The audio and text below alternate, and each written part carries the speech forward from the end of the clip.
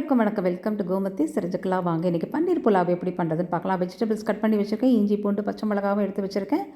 1 tumbler basmati ரைஸை wash பண்ணி 2 tumbler தண்ணியில் ஊற வைங்க. 100 கிராம் பன்னீரை க்யூப்ஸாக கட் பண்ணிவிடுங்க. 3 ஸ்பூன் எண்ணெய் 1 ஸ்பூன் நெய் விட்டு இந்த பன்னீரை நல்லா ஃப்ரை பண்ணி எடுத்து வச்சிடலாம். எல்லா பக்கமும் பரட்டி போட்டு எடுத்து வைங்க. இதுலேயே முந்திரி பருப்பும் கொஞ்சம் வறுத்து எடுத்து வைக்கிறோம் கார்னிஷிங்காக. இதே எண்ணெயில் பிரிஞ்சி இலை, பட்டை, லவங்கம், ஏலக்காய், ஷாஹி ஜீரா போட்டு வறுத்துட்டு இஞ்சி பூண்டு பச்சை மிளகாய் வெங்காயம் எல்லாம் போட்டு நல்லா வதக்குறோம். நல்லா ப்ரௌன் ஆன அப்புறம் வெஜிடபிள்ஸ் ஆட் பண்ணுங்கள். இது கூட ஒரே 1 ஸ்பூன் கரம் மசாலா மட்டும் ஆட் பண்ணுறேன். இது கூட இந்த பாஸ்மதி ரைஸை தண்ணியோடு சேர்த்துருங்க.